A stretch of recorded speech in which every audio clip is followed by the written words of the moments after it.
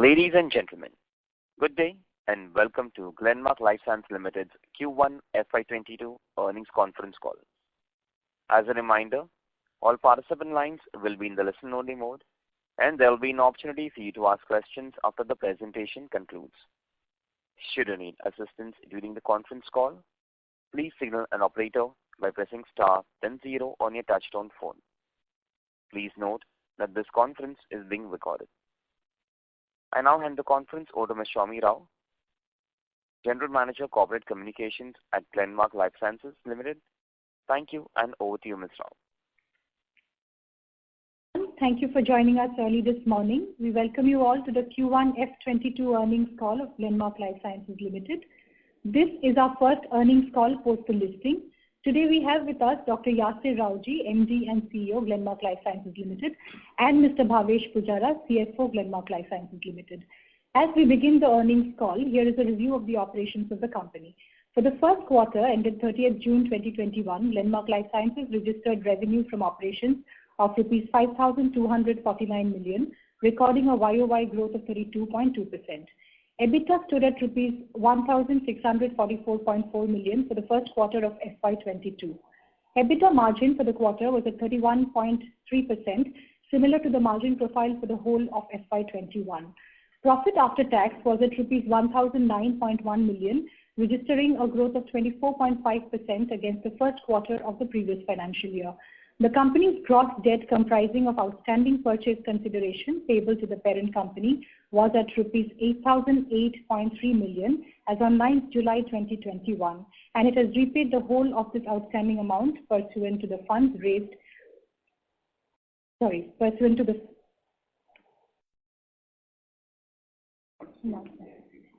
the IPO.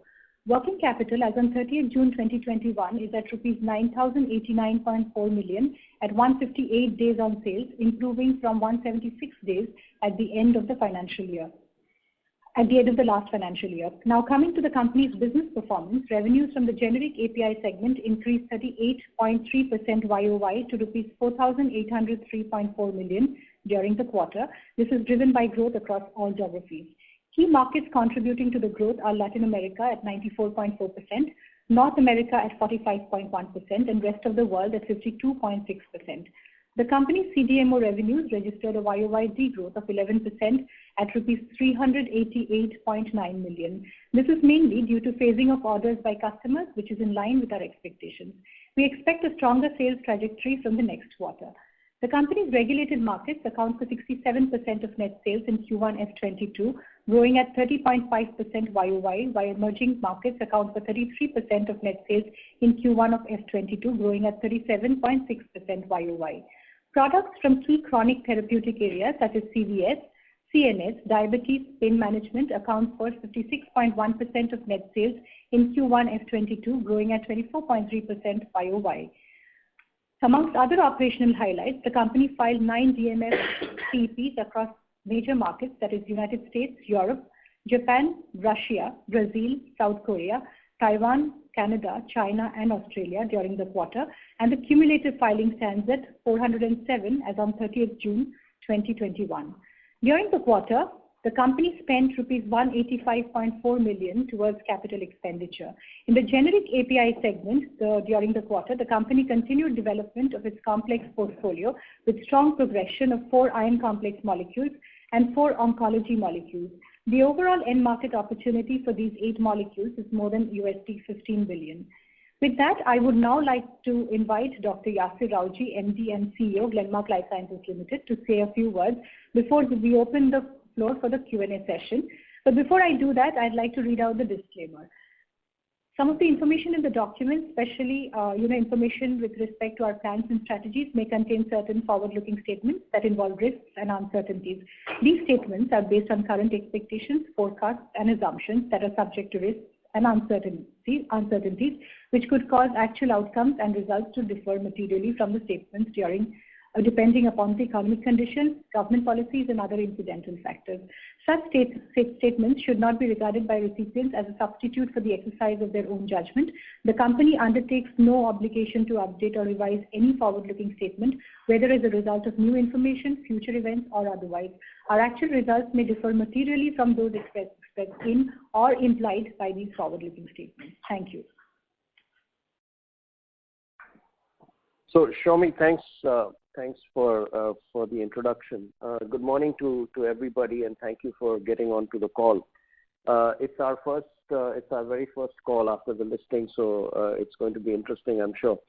But welcome to all of you, and I hope everyone is staying safe. Your families are safe, and we are going through this pandemic in as safe a manner as we can. Now, coming to Glenmark Life Sciences, we have had our challenges with respect to dealing with the pandemic. So, if I dial back a year ago, we were hit with the first wave, and that was the time when we had to deal with a lot of uncertainty, across, whether it related to people, their safety, what kind of protocols we need to put into place, how we need to operate the factories efficiently, and how the material movement is all going to work out. So I would say that was a big learning, and we spent some time, fine-tuning things. And fortunately for us, when the second wave hit us earlier this year, we were much better positioned to take care of the challenges and there were bigger challenges this time. But the fact is that we were positioned well because of the learnings of last year, and as a result of which we've kept the operations pretty much under control with respect to people, how we keep our people safe both at home as well as work, and how that all translates to a smooth operation. And with respect to materials as well, there have been challenges both with respect to imports, exports, as well as internal material movement. And that, again, has been dealt with in a very smooth fashion. So overall, I would say that, things have worked well for us in the second wave, and we've been able to ride through this difficult period fairly well. Now, coming to the IPO, you all know the numbers, right? The IPO was oversubscribed many times. And we'd like to thank the entire investment community, all the investors, the retail investors, the QIBs, and everybody for participating, because it gave us a huge vote of confidence on the business, on our ability to take the company forward. So thank you once again for being there for us, and we'll make sure that we deliver to you as promised, and hopefully even better. So let's come now to the business real quick. Okay, so this is the first quarter of FY22, and it's our first earnings call with analysts, right, and whoever gets onto the call. So basically, the quarter has been a very solid quarter. We had 32% growth, like Shomi said. We had this on the back of a very strong generic demand that came from across geographies. Our CDMO business was a little bit lower than what we saw last year, but then that's something that it's expected. It's not something that we don't expect that will happen, okay, because we don't see in any of our businesses a sort of very steady quarter-on-quarter demand. So it's a function, I would say, of the business and the way the customers phase in their demand. So, overall the business has been very strong, and we believe that given the kind of demand that we are seeing across geographies, this business will continue to remain strong. Now, coming to execution, let's talk. I would like to split this up into three parts. So we'll talk about short-term, long-term, and mid-term. So on the short-term, I think our priority for execution is to stay focused on customer service and being able to deliver to the customer. Because in times like this, that's what the customer expects from us, is to continue to service their demand consistently with good quality and not fail them in any way. So that's something that we have, like I said, done by keeping control on the way we handled all the issues related to the pandemic. And that is something that will continue. When it comes to midterm, there are a couple of priorities. One is related to R&D, and that is that we continue to make sure that our filings happen on time, and these are not only the new filings but even the cost improvement projects that we have taken up, and we continue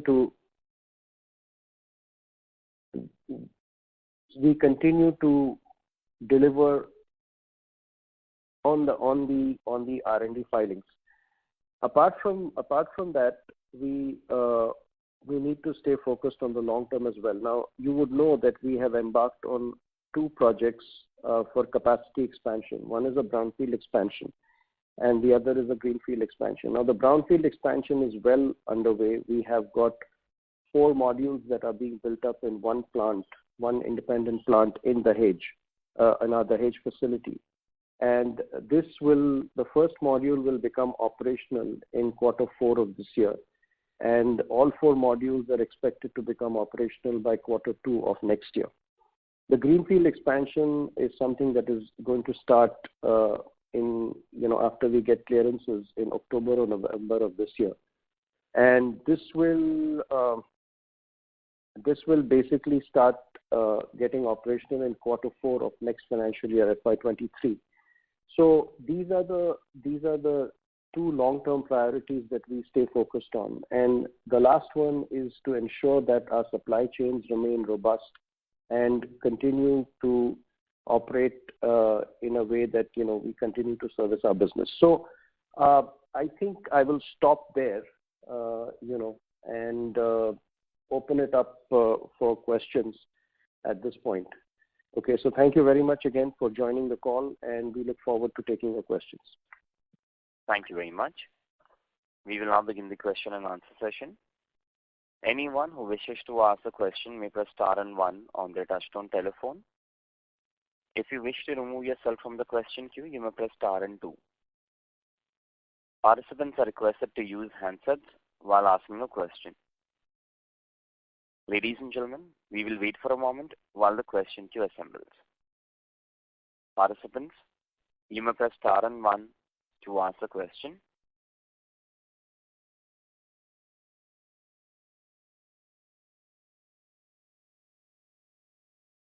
The first question is from the line of Sarvesh Gupta from Maximal Capital. Please go ahead. Good morning, sir, and thank you for taking the question. So just because this is the first call, and since you talked about near term, medium term, and the long term, if you can help us with some of those key business matrices, because for example, ROIC, I find it to be higher, 35-33%, which looks to be on the higher side compared to other players. Similarly, the asset turnover. So if you can give us some expectation of what's the sustainable, business metrics as we are building on in terms of the return on capital employed, margins, working capital days, and asset turnover. Okay, let me hand that over to Bhavesh. Right, he'll give you the numbers and also basically explain what is it that we are going to be doing so that we try to keep these numbers as consistent as possible going forward, because there will be fresh investments and obviously that is likely to move things around. So Bhavesh, will you please give a sense in terms of how we are going about it? Sure. So Sarvesh, to your first part to your questions, so I think our nature of business is quite differentiated, particularly kind of the API product portfolio space that we operate in. So we predominantly deal with high value API. So our revenue to tonnage ratio is relatively higher when you look at, some of the other players in the industry group. And that means our, let's say on an average, we have our APIs in the range of $200 a kg to almost $800, $900 a kg. And what it does is that it gives us more turnover per unit of investment as well. So that is the aspect around the high FATR that you asked about. The second aspect is the combination of high FATR and high EBITDA margins in turn leads to a over 32% plus kind of ROCE for us. So that's the mix here. Our focus is going to be continuing in this space. As we branch out our product portfolio into the complex platform, this will further strengthen this profile. On the middle line front, we continue to focus on working on cost improvement projects. So any pricing pressure that we might encounter is sufficiently offset. That has been our track record so far. And that's how the entire return and profitability indicators are stacked out. The working capital cycle, there has been a continuous improvement that you could see from the numbers that we have given in the prospectus, and then you can see our quarter one results as well. So right now we are operating with a working capital cycle of about 158. Going forward, also we would like to stick to this 150, 155 days kind of range. Now, as we expand in the form of additional investment, right? So we are going to focus on building some additional R&D capabilities and manufacturing capacity expansion. There might be a slight dip in the transitory dip in the fixed asset turns, but with the working capital cycle improving, I think our ROCE profile should still remain robust at 30% plus level going forward. Understood. And secondly, with this expansion that we are undergoing, so one of the problems which may occur when you are focusing on very high margin products is that the scalability might be limited. So now that we are expanding significantly, do you see that there is enough opportunity in the spaces that you operate? And secondly, if you can give some sense of the timeline by which we can get 100% utilization on the brownfield and the greenfield. Okay, so look, as far as expandability of the into the new facilities, right, and at the product level, what the good part is that our brownfield has already been inspected by the US FDA, right, and other agencies. So anything that comes in these facilities is basically going to be a very simple kind of variation approval that we go through in order to bring these facilities online. So that would be relatively straightforward. Now, obviously, coming to the greenfield, that would be, that like Bhavesh said, there would be a little bit of a time lag, but then we have a significant emerging markets business also. And we would be looking at, executing that business from the greenfield site.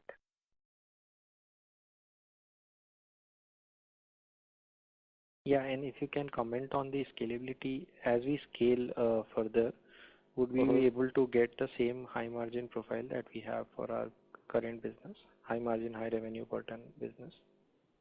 See, basically the high margin comes from the fact, that our portfolio is pretty well differentiated. Okay. Plus the geographies in which we operate, being highly regulated geographies, basically do not bring us into this highly sort of commoditized play that usually happens in, markets that are, the less regulated markets.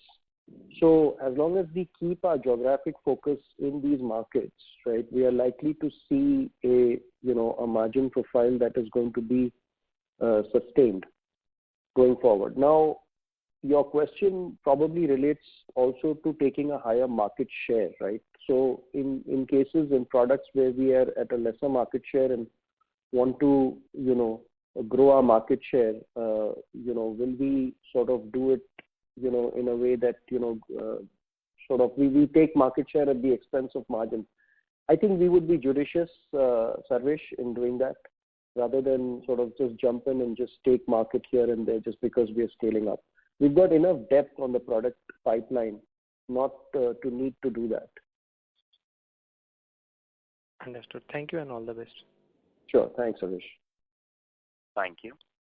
Participants, you may press star and 1 to ask the question. The next question is from the line of Tapan Modi, retail investor. Please go ahead.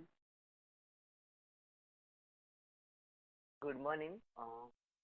Thank you for providing me this opportunity. Pavan, sorry to interrupt you. May I request you to speak a little louder? Yeah. Very good morning. Thank you for providing this opportunity. First of all, I would like to know what is the percentage of R&D spend vis-a-vis the revenue for the first quarter. Okay. It's just under 2%, Pavan. Okay. R&D spend for this quarter was just under 2%. Okay. And what is the expected future spend? Typically, we operate between 2 to 2.5%. This year is probably going to look like that. We've been operating at around just over 2%. Because of a relatively high revenue this quarter, it dipped to about 1.8%. But typically, we would be between 2 to 2.5% this year. And then going forward, it will probably inch up to around, between 2.5 to 3%. But it will not exceed that. Okay. And basically, this quarter had a generic growth of around, say, 38%. Are we expecting the same trend to little continue for the generics, or is it due to the lockdown impact last year, so the figures are a little higher side? Okay, see, the lockdown impact of last year, I think you're referring to, the thing about people building up inventories and stuff, right? So I don't think it has anything to do with the lockdown last year, okay, in terms of this demand being so solid. Because people don't continue to, keep inventory for, 4 or 5 quarters in a row, right? Obviously, they build up inventory and then they kind of, go flat with respect to how they build their demand going forward. But with us, we are seeing, like I said, a pretty solid, demand across geographies. And we hope that this will continue. We believe that there are very good reasons why this should continue. Because there is this China plus one that is very real, and we are seeing robust demand on the back of this kind of mindset on the part of the customers. So this would continue, I believe. And again, like I said, we've had very solid growth across the regions, and this demand is likely to stay. Okay. And the last thing, wanted to know about the new customers for the current quarter and the revenue breakup by top 10 customers or more than 50% revenue contribution. Yeah, well, new customers might be, we might have to come back to you on that, right, in terms of what new customers we had this quarter. Right, but we do keep adding customers in various geographies, so that would be there, and that does drive our growth. Okay, with respect to the customer concentration, yes, you talked about product concentration, right, or customer concentration. So we do have, I'll anyway tell you both, right. We do have a fair amount of customer concentration, right, because we deal with top customers who take, who take multiple APIs from us, and they are engaged in multiple projects for quite a few years now. So, our top 10 customers, account for about 60-65% of our business. Okay, and in terms of products, a very similar kind of thing is there, where our top 10 products account for about, again, about 60-65% of our business. Now, I think that's a good thing, because we have a whole lot of customers after these top 10 that also contribute quite significantly, and at the product level also we have a pretty deep pipeline, and so as newer and newer products come in, a product that is today a top 10 might drop to less than, might drop to number 11 or number 12, but then another product will come in and take its place. So that's the advantage of having a very strong and deep pipeline.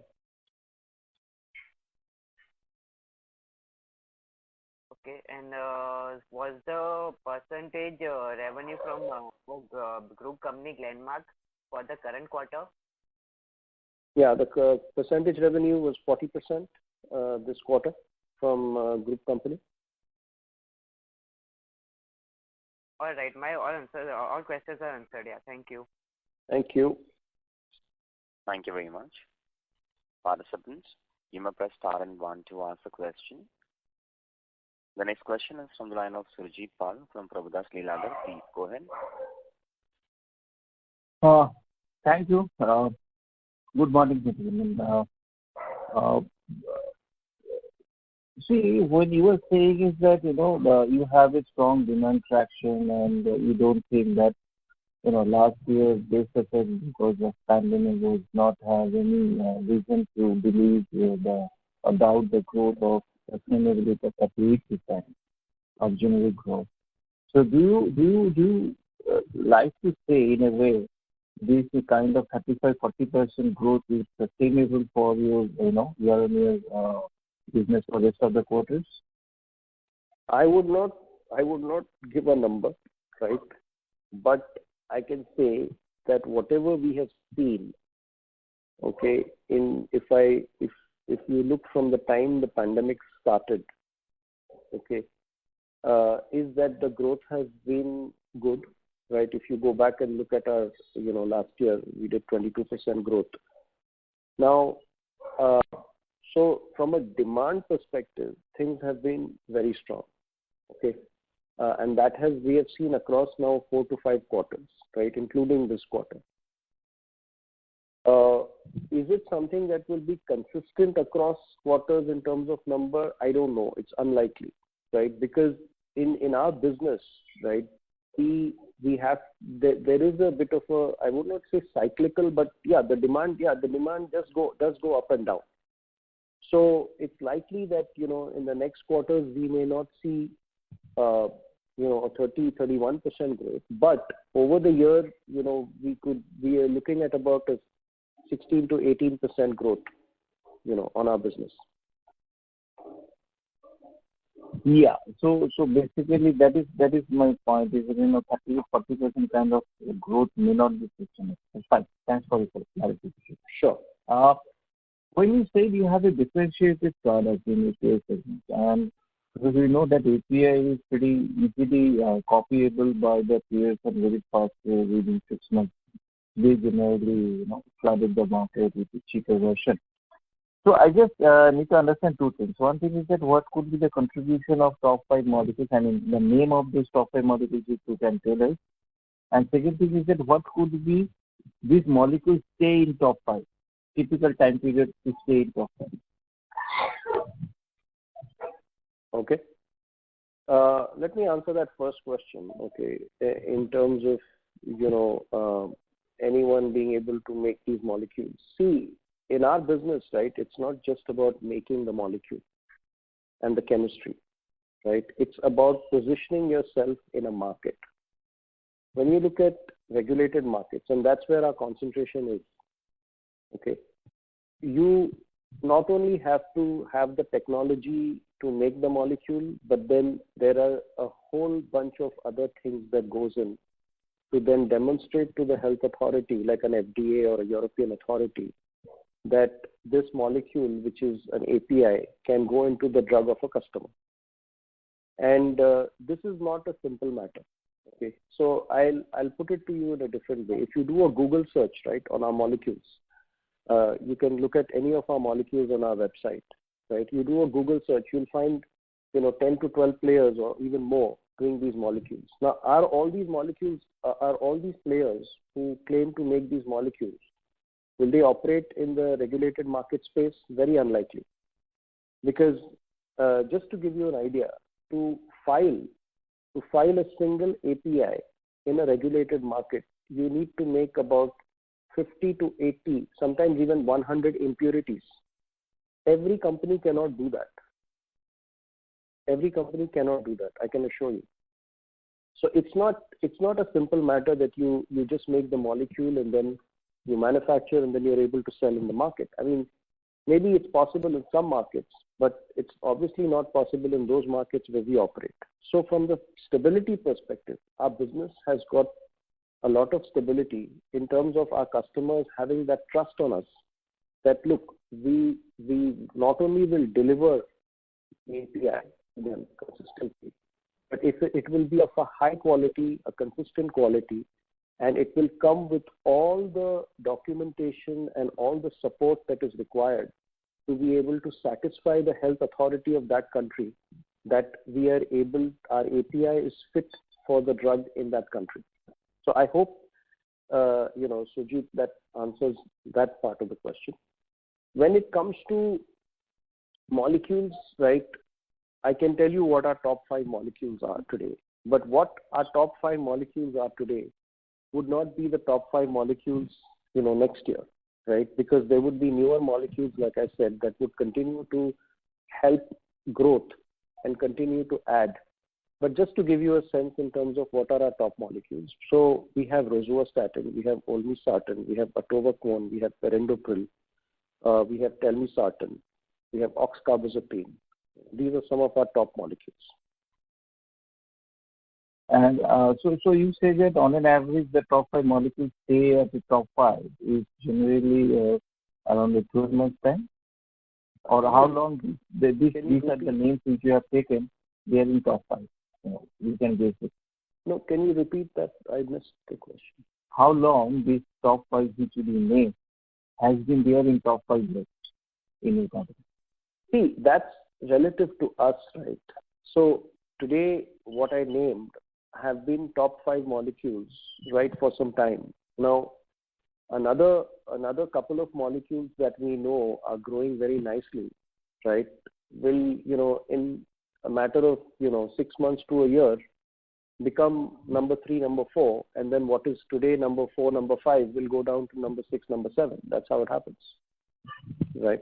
So because see, the molecules that we have commercially even today also keep growing as we expand geographically and the customer base. Hey, I clearly understood. I just want to have an idea is that, there are various kind of companies. The kind of companies we could found out pharma is that, the complex molecule have been staying for 3, 4 years, 5 years also in generic space. And some of the companies where, they are churning out very fast. So they don't care, they maximum stay of the top 5 molecules in top 5. There's generally an year. So what could be your average stay of the top 5 molecules in top 5? That I need to understand. Because I need to understand. Hello? So the line for the participant dropped. Okay. Sure. You can take the next question. Yes, request to all the participants, please restrict to 2 questions per participant. If time permits, please come back in the question queue for a follow-up question. The next question is from the line of Nitin Agarwal from DAM Capital Advisors. Please go ahead. Hi, thanks for taking my question. Sir, 2 things. One is at a broader level, the management team in GLS, you've been around for a few years now. The management team is also, there's been a lot of management changes which have happened in recent times. In your own assessment, what are the changes that the business has seen over the last 2 or 3 years, and what implication does it have for in terms of future growth, trajectory of the business? If you can probably just give us some. Sure, Nitin. Okay, so talking about the management team first, right? Yeah, I've been here since 9 quarters. Okay, so I've just finished 9 quarters. This is my 10th quarter. Okay, and we needed to build a newer team because we needed to give this business a very strong focus, an outward focus. Okay, and in order to do that, the team was built. Now, what has happened in the last 2.5, 3 years is let's start with R&D. So we've sort of got our portfolio right to become, I would say, a much more productive portfolio going forward. We had a pretty good portfolio and our R&D team was doing a good job, but it was pretty spread out. Okay, So the launches that we would have seen from our portfolio earlier were happening, a lot of them were going to happen in 31, 32, 33. Okay, this is the year 2031, 32, 33, and even beyond. So now that did not make sense to us, right, when we relooked at the whole thing. This is about 2.5 years ago, and we said, okay, let's just go and focus on a portfolio that we will be able to launch in the nearer term. Okay, so let's look at molecules that we can bring in 23 to 26 time frame, and even earlier if possible. So that's one change we made, right? The other thing that we also did in R&D is got a lot more focus on the cost improvement side, because while launches were slated to happen, our second generation process was not going to happen soon enough to where the customer would start feeling the competitive price pressure at the front end and would come back to us and ask us for a better generation process. So that we did, and we did very effectively, Nitin, I can tell you, right? So much so that even in the last year, we've been able to support customers very effectively with second generation processes. And as a result of that, our customers have not only retained their market share, but are likely to even grow that market share, which obviously means more business for us. Okay, so that's on the R&D side. Coming to capacity and the utilization, we had a lot of our capacities, by the way, are all fungible capacities, so they're all multi-purpose plants. But the two large plants had a lot of gaps in terms of our ability to debottleneck, and we did that again very effectively by debottlenecking a lot of products, and we were able to increase capacity with a relatively small capex spend in the last 2 years, and make both our bigger sites much more efficient in terms of being able to churn out more API. Bhavesh referred to that in terms of our FATR, and our FATR in the last 2 years also, 2.5, 3 years, has also improved much better, and that we've done with the current capacities. The third thing that this team has done in the last 2.5 years is that we have sharpened our geographic focus to not only work in the regulated market space, which is our forte. I explained to Mr. Surjit earlier that we work in the regulated market space, and that's a pretty tough market to operate in. Okay, it's not anybody's game. Okay, to just get into a regulated market and operate that way. So the point is that while we continue to stay in the regulated market space, what we also identified is a lot of emerging markets are becoming more and more regulated, and that's where if we focus on those markets like Brazil, Mexico, Taiwan, Korea, Russia, okay, we have a lot more business to take, because the health authorities of those countries are becoming much more demanding and stringent in terms of data. And our ability to satisfy those health authorities essentially means that we are then able to take more and more business, with the customers in these markets. So I would say that all in all, this team has been there for 2.5 years, but has been extremely impactful in being able to, not only impact the business today, but also, have a very different trajectory for growth for this business in the next, 5 to 7 years. Thanks. That's very helpful. Secondly, just taking off from there, I think earlier in a comment you mentioned that you feel comfortable with the 16 to, if I heard it right, 16 to 18% growth over a period of time.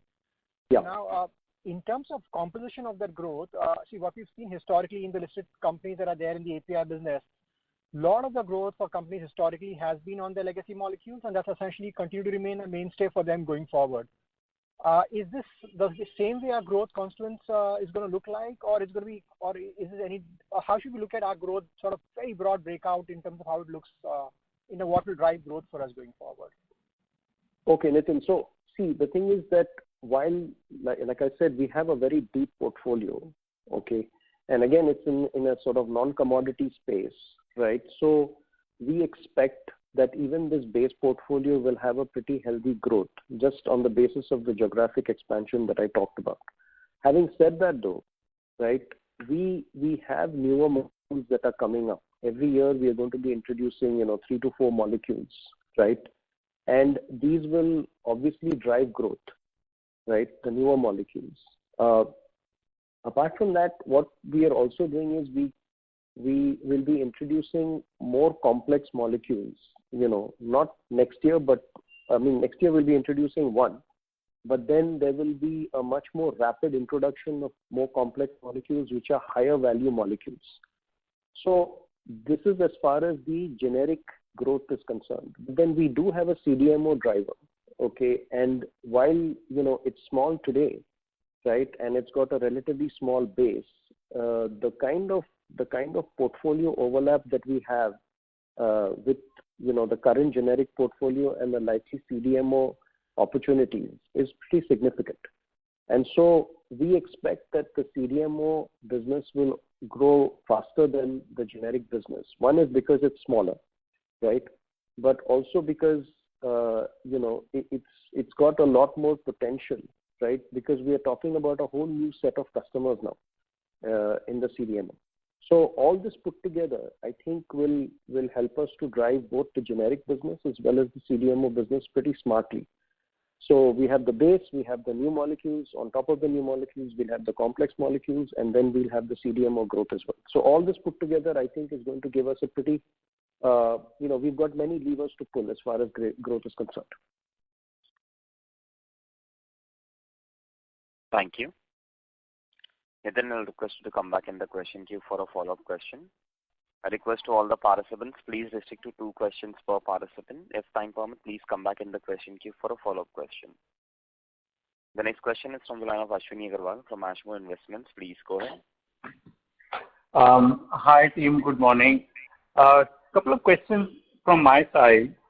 One is that, when you're talking about, I'm taking off from where Nitin was. When you're talking about 16 to 18% growth for the year, are you implying that there is some large one-off component to growth in the first quarter, or are you seeing pressures of pricing given the kind of end product pricing pressures we are seeing, especially in the US? Okay, so Ashwini, you have 2 questions, right? One is related to a one-off, right, that gives us a 32% growth, right? The other is pricing pressure, right? So let me take the first one first, right? So yes, this quarter we had a significant sale of Favipiravir, okay?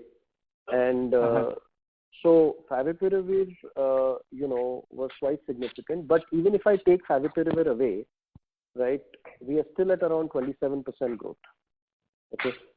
So, if I take away the effect of Favipiravir, right, in Q1 this year and Q1 last year, our growth without ex-Favi is around 27%. So that's still pretty significant, okay? Now,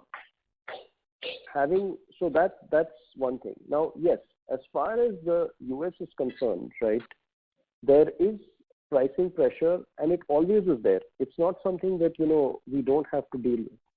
The good part about it is, again, it doesn't happen uniformly across all the products at the same time.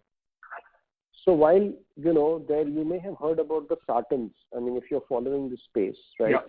The sartans have been under pressure, right? And we have also seen that price pressure. Now, what happened for us, which is good, right, is that we introduced the second generation process for olmesartan pretty quickly, right? And we're able to move our customers to the next gen process. So while there is a bit of price pressure now, right, and a little bit of margin pressure also, right, the good part is that we were able to handle the margin pressure because we were also able to negotiate much better rates on our raw material prices and sort of handle that. But longer term, the customers have already taken up our new material to be able to qualify themselves. And then, in a matter of another 3 to 6 months, they will move to the new gen process. And that would insulate us from, this whole sartan story. And then the other thing is that we've got only 2 sartans really that we have to deal with. So we don't have a whole bunch of sartans there. But to address your larger question, that do we deal with pricing pressure? We do. And it's a pretty well calibrated approach that we take handling pricing pressure because we are ready with a second or sometimes even a third generation process to be able to handle that. Right. No, thank you for elaborating on that. And my second question is that, as you look forward, you spoke about CDMO again in response to Nitin's question. How should we track this? I mean, are there client engagements that are ongoing? When do you expect these relationships to fructify? Will you be sharing with us on an ongoing basis what is your CDMO revenue component and as in when you sign any significant transactions? See, Ashwini, at this point, right, I'm a little leery, frankly, of getting into a product level discussion on CDMO, right? Because it's a pretty competitive space, right? And it won't take a long time for my competition to catch up with me in terms of which customers I'm dealing with. I mean, in our CDMO business, right, we are focusing on end of life cycle management, right? So that has a pretty solid overlap with our portfolio. Okay. So, I mean, overall, you'd be able to see that we would be chasing quite a few opportunities with, the big players, okay, in this business.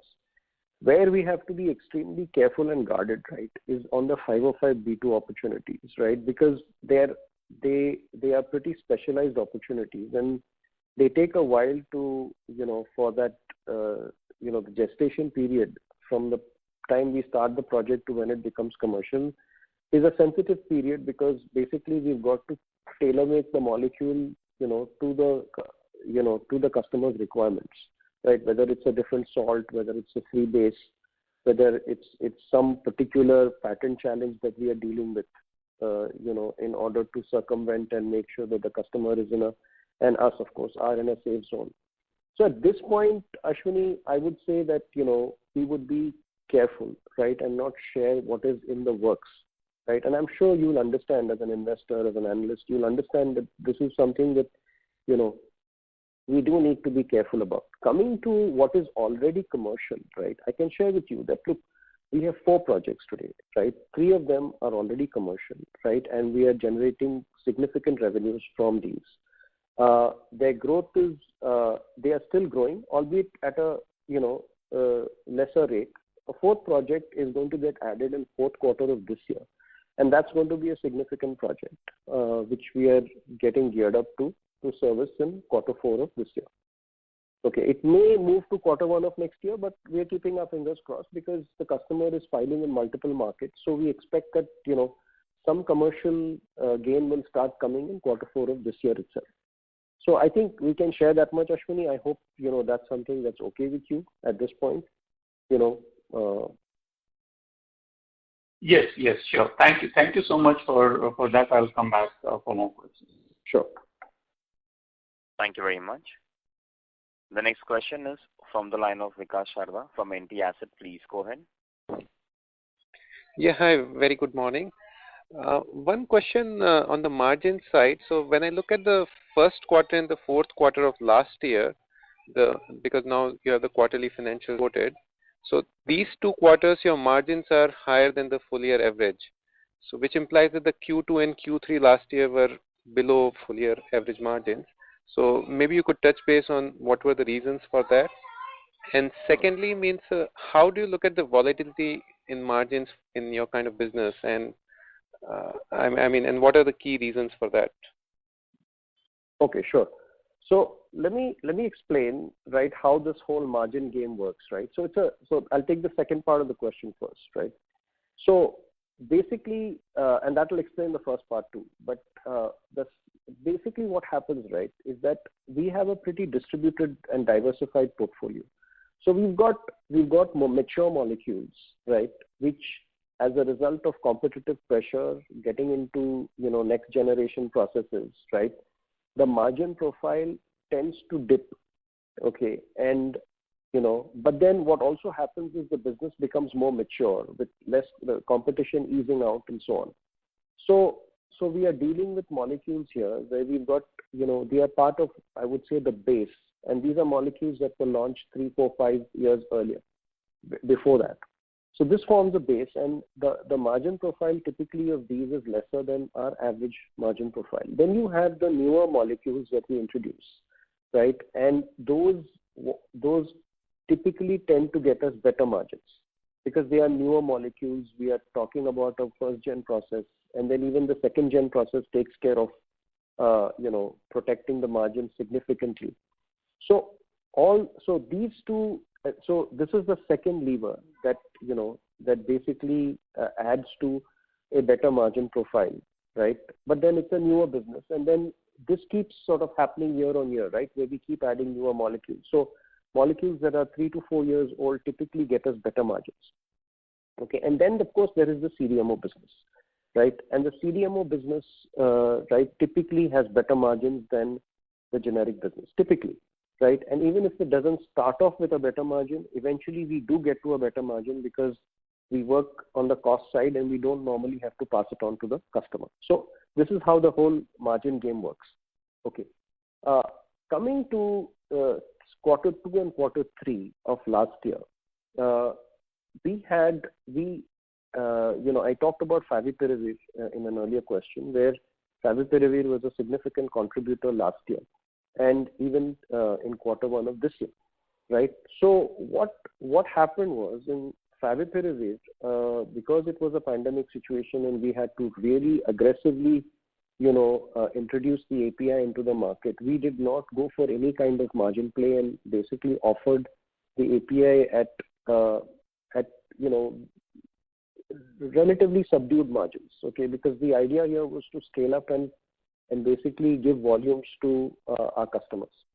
Okay, and as a result of that, the volumes on Favipiravir, the volumes gave us a better top line, but because of this approach that we took, the margin profile because of Favipiravir of the overall business did dip in quarter 2 and quarter 3. In quarter 1 and quarter 4 of last year, right, we had less Favipiravir, and we also had a significant CDMO business in quarter 1 and quarter 4 of last year. So that basically, these two reasons put together essentially, give us the kind of margin profile that you have seen, where we had a much higher margin profile in Q1 and Q4, right, and a subdued margin profile in Q2 and Q3 of last year. So does it mean that Favipiravir had negative impact in this quarter again on the margins? Not negative, because I would not say it was negative, right? But yeah, subdued. It's less. It's definitely, we are making good margins, but compared to our average margin, it's less, right? Okay, got it. Thank you. Yeah, sure. Thank you very much. Ladies and gentlemen, due to time constraint, that will be the last question for today. On behalf of Glenmark Life Sciences Limited, that concludes this conference. Thank you for joining us. You may now disconnect your lines.